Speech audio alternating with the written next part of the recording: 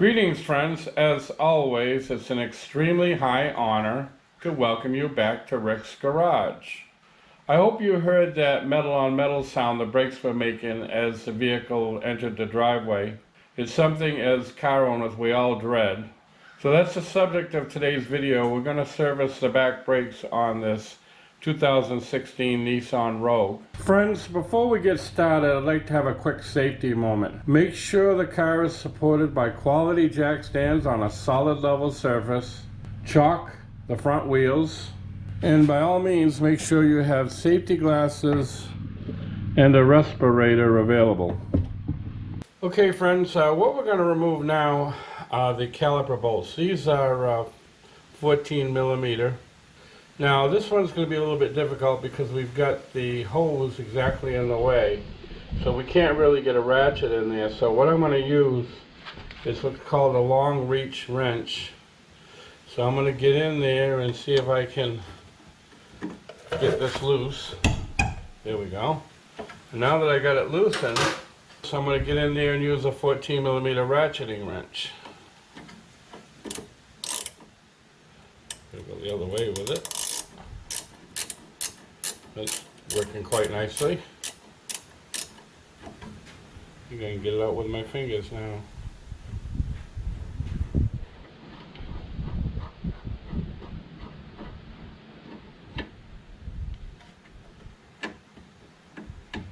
Just, even without a ratchet on there, this hose is in the way. So we'll get that out the rest of the way once we get this off. Now this bottom one, we can go ahead and use a ratchet.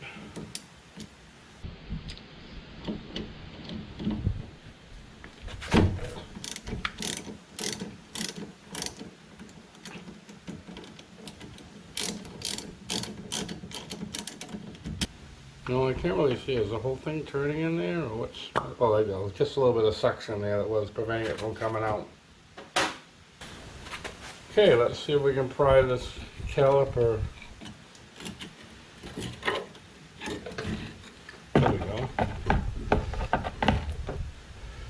Alright. There we go. Alright, so we got that out. And normally I would hang these up, but there's no place to do that. So there's a nice little flat area up here I'm going to put the caliper on. Friends, I'm going to attempt to power this bracket off using a swivel socket and my air ratchet. Let's see, I've got my safety glasses on, so let's see how this goes.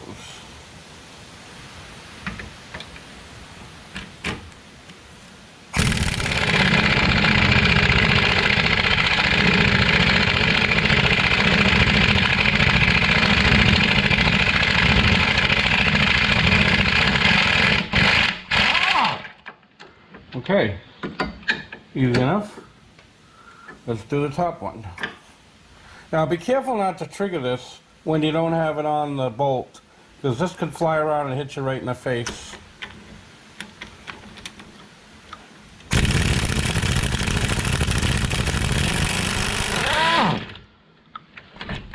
Okay, good short work of that.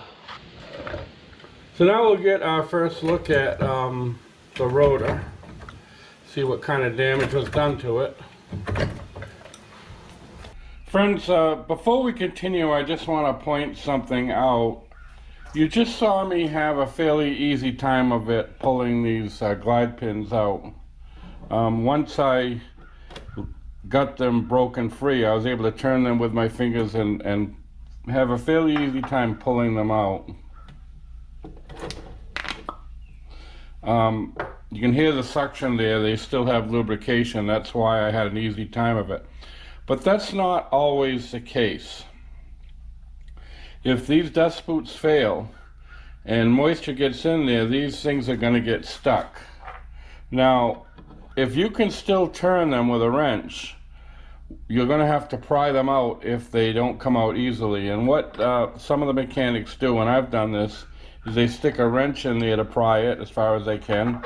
Then they'll stick another wrench in there to pry it. Then they'll stick a third wrench in there if they have to pry it, all while they're turning it with a socket. Now, if you cannot get these to turn at all, if they're that frozen in there that you cannot budge them, then you're going to have to replace the entire caliper. So what I would do in that case is unbolt the bracket, unbolt the hose, and take the whole thing off as a unit and replace the caliper and bracket.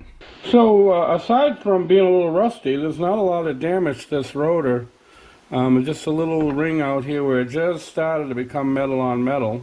I know that they don't resurface rotors very much anymore, but I'm an old school guy. I opened my first shop in the 1970s. So I do have a brake lathe, so why not try to save a little money? So what I'm going to work on now is resurfacing these rotors. I'll show you part of that, but I'm not going to show the whole thing. I've got videos on how to use the brake lathe. So to start with, I've got to clean up the surface on the outside and inside so I can load them properly on the lathe. And I'm going to put on a respirator and safety glasses.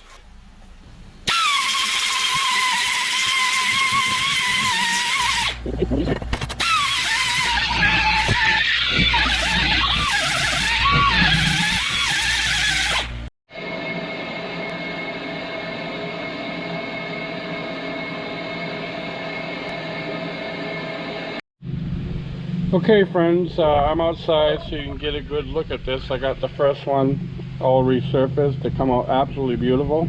The spec on these, new from the factory, they're 16 millimeters thick. The discard thickness is 14 millimeter. And this one I cut down to almost exactly 15 millimeters. So it's right in the middle, it's well within spec. And it come out gorgeous. You can see it's beautiful. Friends, I'm about ready to attempt to press the pistons back into the calipers. Now when you do this, you always want to remove your master cylinder cap because the fluid is going to be returning to the reservoir. And the other thing you want to do is have on hand a turkey basting type tool. This one's made out of steel. I use it out here in the garage. In case you overflow this, you want to take out the excess fluid. You don't want to go beyond the max markings. What you want to do is you want to make sure the dust boot is in good condition, and it is, and there's no seepage. So now we're going to try to press it in, and depending on how well it goes back in, we'll decide whether we can reuse these or not. If you feel it binding, or it's difficult to get in, or suddenly it starts getting harder to press in, then you know there's probably corrosion in there and they're probably going to get stuck.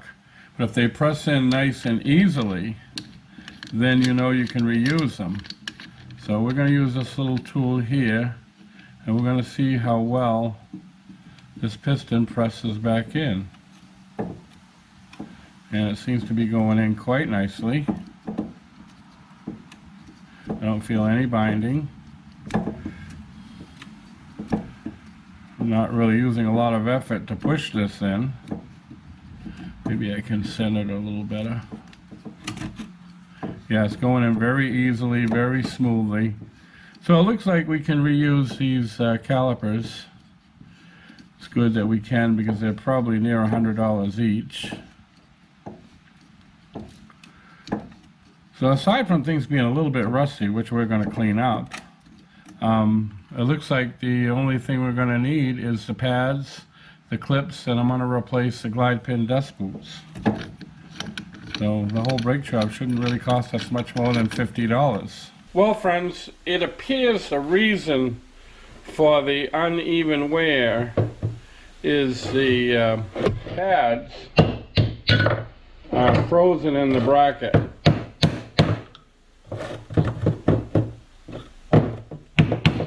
Anyway, I'll get them out later, but this is the reason for that. There we go. I've got this caliper bracket clamped in my vise. I'm going to try to clean it up so we can use it. Very few shops, if any, are going to do this for you. They're just going to replace them. The whole purpose of doing this job ourselves is to try to save money. So if we can take a few extra minutes and clean this carrier bracket up, these things go for about $30, $40 each. So right now I'm just taking a sharp chisel and just chipping away some of the crustiness here and there. I've already done some of it off camera. Alright. Okay. So now I'm going to take a wire brush and make sure you have your safety glasses on for this. I might have to move the camera, I don't know if it's going to be in the way, but I'm going to try to clean this up as much as I can with the wire brush.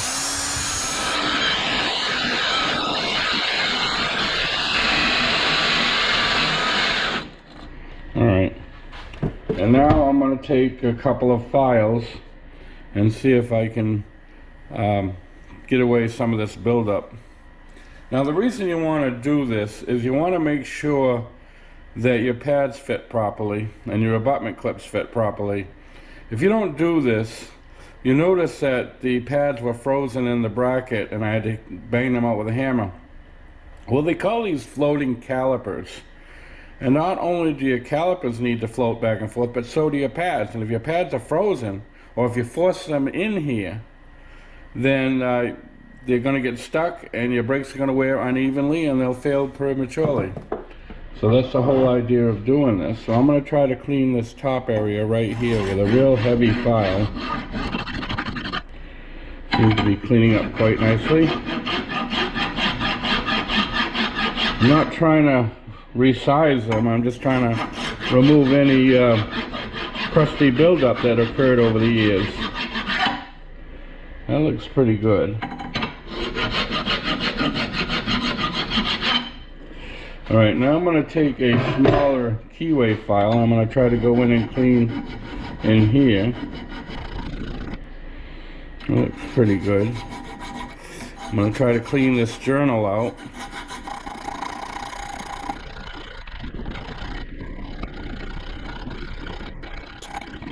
So it looks like we got that pretty good. So now I'm going to do that to the other side. So what I'm going to do here, friends, I always replace the dust boot, the glide pin dust boots. It's very important that they seal properly to keep moisture out so these pins don't get stuck. So what I'm going to do is I'm going to clean up this little journal where the dust boots fit to make sure that they don't leak. I'm going to use my Dremel with a little wire brush. Again, make sure you have your safety glasses on. There. In fact, I'm going to bring the front of this a little bit. Okay. Now I'm going to do exactly the same thing off camera to the other side. Okay, friends, the last thing I'm going to do to this bracket before we reuse is I want to clean out all the old grease and any grime that might be in there. So what I'm going to do is I'm going to carefully fill up these glide pin bores with brake cleaner, and I'm going to fill up that one. Apologize for my shaking hands. I'm an old school guy. I'm 71. Okay. Now I'm going to take a soft bottle brush attached to my drill, and I'm going to clean all this old grease and any grime that's in there out of there, so we can start with fresh, brand new grease.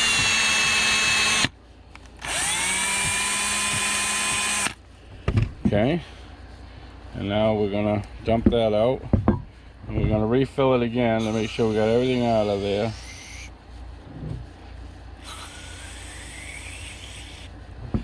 You can see there's nice clean fluid coming out of there. So now this bracket is ready to use. Friends, I've got a very soft wire brush on my bench grinder here, and what I'm going to do is I'm going to clean up this mating surface where the dust boot goes on the glide pins.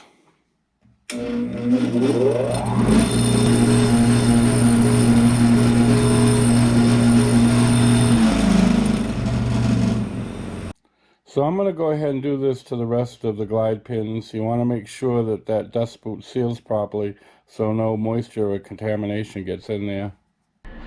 Friends, I'm ready to start loading up this bracket. So what I'm going to do right now is I'm going to put some Permatex using a long Q-tip onto the surface of the caliper bracket where the abutment clips are going to attach. Now the reason I'm using a Permatex here is because of its qualities to prevent rust.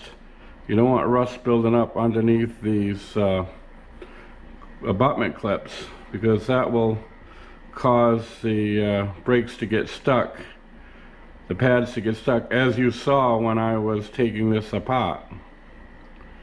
So I've been criticized a little bit for using Permatex because brake grease has a higher temperature.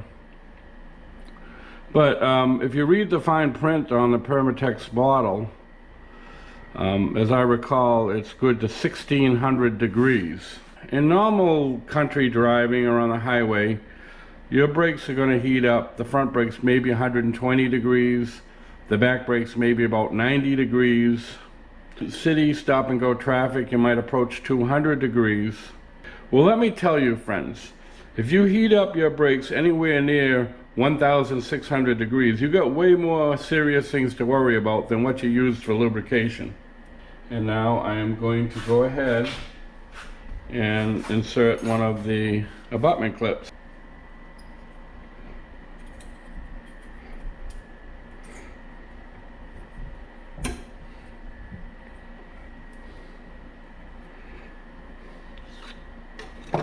Glasses are in the way a little bit. Yeah, so those went in very nicely. And now what I'm going to do is I'm going to put regular brake grease here where the pads slide back and forth. And I use a long Q-tip to put in the grease. You don't want to use too much. You don't want to get so much on there that it contaminates your brake pads.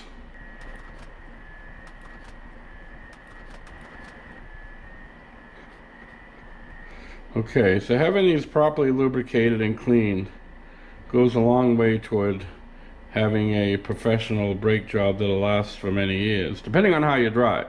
If you're a jackrabbit, you're going to be replacing your brakes every couple of years anyway.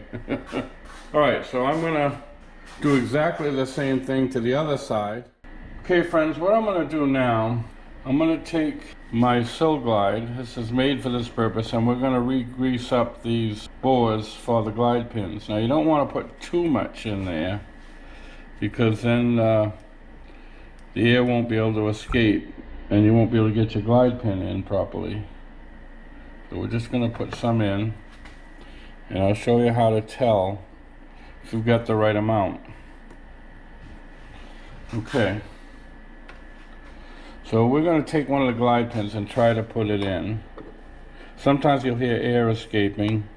And you can see how what's happening is the grease wants to just force the pin out. That means we got too much in there. So we're going to take a dry Q-tip and we're going to take some of it out. And we'll try it again.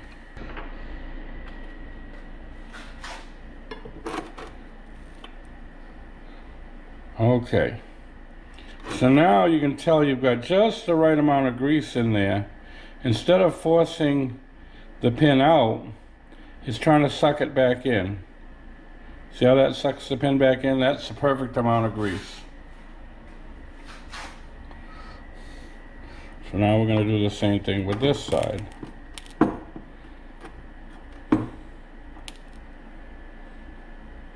See, that one's doing the same thing, it's sucking it back in. So we got the perfect amount of grease in both of these. So I'm going to pull them out for now. And I'm going ahead and install my dust boots. Okay, now let's throw the dust boots on. There we go, that one's on. Sometimes they're a little bit tricky, but these seem to be going on very easily. And that one's on. Okay. Now we're not going to put the glide pins in yet because they have to go in when we install the caliper. So what I've done here, friends, I've taken a scrap piece of wood, clamped it in my vise, and I'm going to use it to preload this carrier bracket. Now the side with the dust boots are the inside, and the brake pad with the wear indicator also goes on the inside, so I'm going to install this just like this. And I'm going to adjust my light a little bit, I can't see that well. I don't know if I mentioned it, I got nitrate gloves on so I don't contaminate the pads. And those slide in very easily. And the reason they slid in so easily is because we took the time to make sure the bracket was nice and clean. So now we're going to turn it around. And I'm going to install the other pad.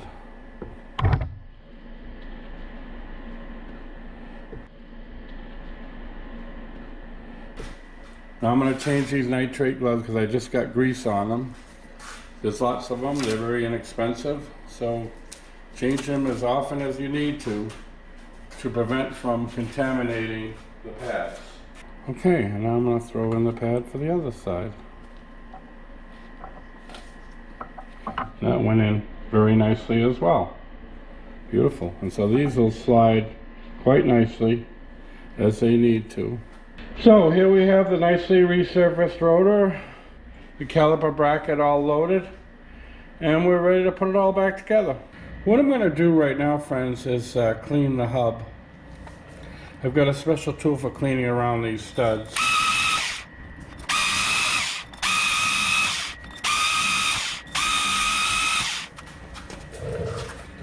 Now I'm going to take an ordinary wire brush and clean up the rest of it.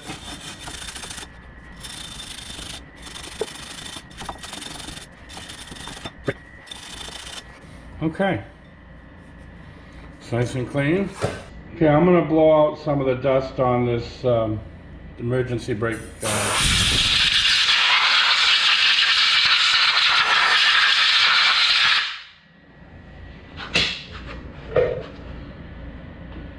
And I'm going to put a little lubrication on the adjusting mechanism. The adjusting screw right there. Okay. Alright, now we'll throw a little Permatex on and install the rotor.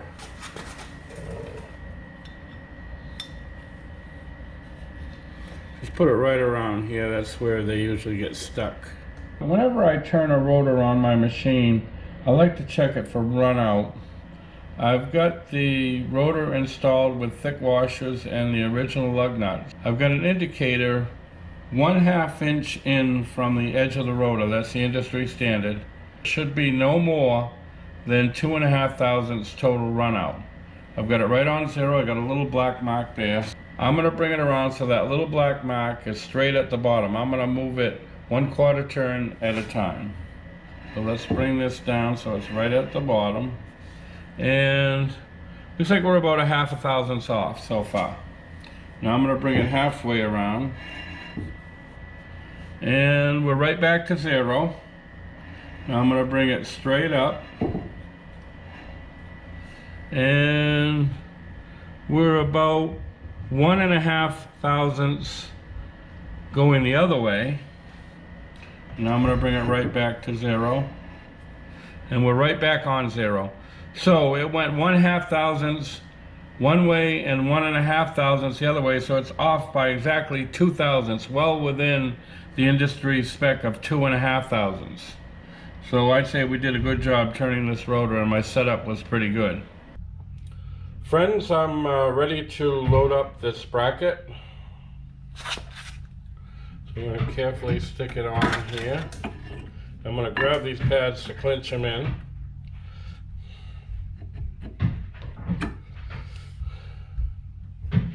And try to get one of these screws started.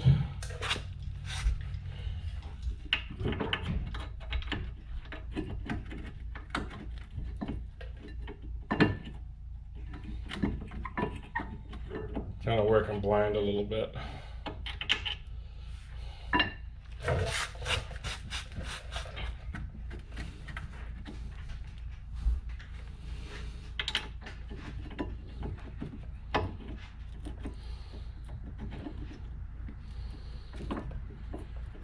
Okay, got that one started.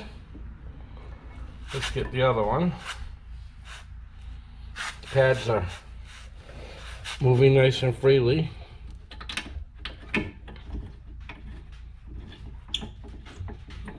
Okay, I got that one started.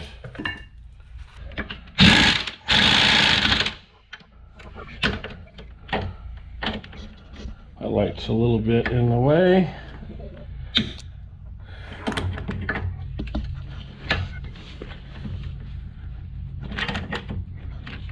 There we go.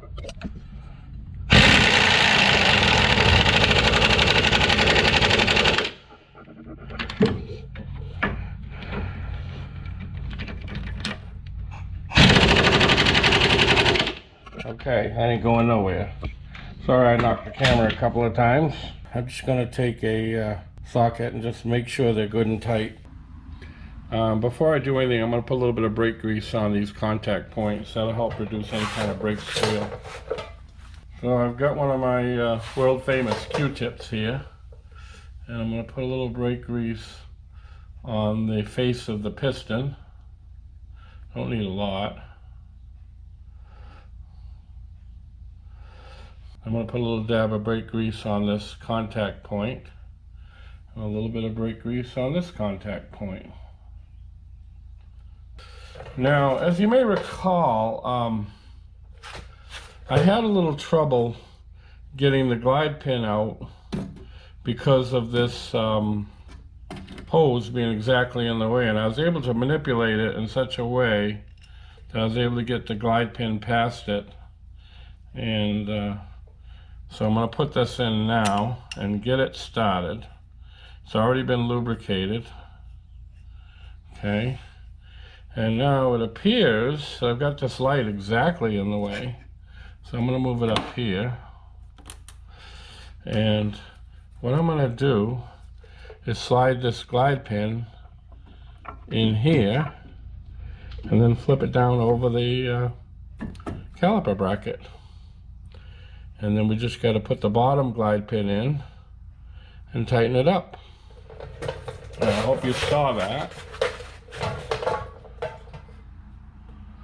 Looks like you saw enough of it. Okay. Now this bottom glide pin has a little boot on the end of it. That's a little anti-rattle boot. I usually put that on the bottom.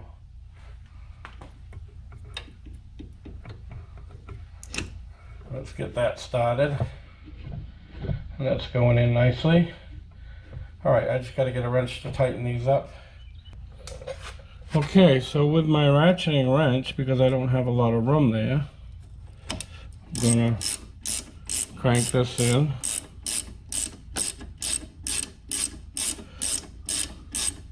So you can see that boot is compressing. I got to slide it over the glide pin. There it goes. It fit nicely over it. And now I'm going to tighten up the bottom one.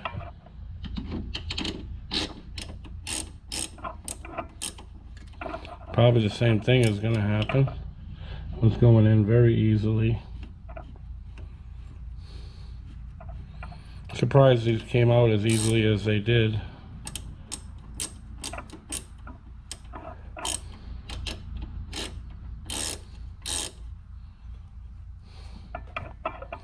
Okay, let's slip that boot where it belongs to go. There it is. Okay. And now I'm going to get my 14mm long reach wrench so I can get a little bit of leverage. And I'm going to tighten these up.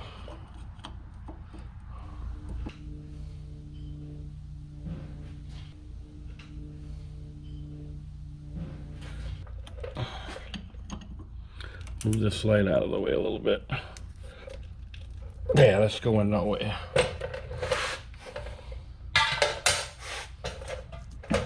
You see this thing is floating nicely. And we know the pads are moving nicely. So the last thing I gotta do here is put this cover here for the self-adjuster. So I'm gonna put this little cover back in. Now be careful not to lose this cover. These little rubber covers from Nissan cost about $8 a piece. So friends, I'm gonna call this job done. I'm gonna finish up the other side exactly the same way I did this side. Don't forget to put your master cylinder cap back on. And the other thing is, before you try to drive the vehicle, make sure you pump the brakes a few times till you've got a pedal. This piston has to come out and contact the rotor. Before I go, I want to briefly talk a little bit about the resurfacing of these rotors. Now, I am sure very few of you, if any, have a brake lathe in your home garage. The final cost, because I was able to resurface these rotors, was about $70 on this brake job. Now, many of the shops stopped resurfacing rotors because of the cost. Before the pandemic, I could have purchased these rotors for about $30 each. Now, after the pandemic, I priced these rotors before I resurfaced them, and they were $85 each. Now, when I started out back in the 1970s, we used to resurface all the rotors whenever possible. But a rotor in the 70s and early 80s was about $100. A week's wages back then was about $150. So you can understand why we were resurfacing rotors. Now, I'm of the opinion that an original equipment resurfaced rotor is far better than the junk rotors that we get from overseas. Matter of fact, I've had brand new rotors from overseas that run out as much as 10,000s. You saw that I checked the run out on these resurfaced rotors at 2,000s, well within the industry spec of 2,500s. So there are places that still will turn these rotors. I'm not sure of the cost. The last time I paid to have a rotor serviced, it was about $15 each. I'm sure a little bit more than that now, but it's probably still less than half the cost of a brand new rotor these days. So that's all I've got, friends. I want to thank you once again for watching Rick's Garage. Before I go, I'm going to post 2 videos to your left, of which I hope you find of interest. And to your right, as always, will be a picture of my avatar in the form of my very trusty German Shepherd. By all means, feel free to click on that should you wish to subscribe to my channel. So thanks again for watching, and we hope to see you all very, very soon.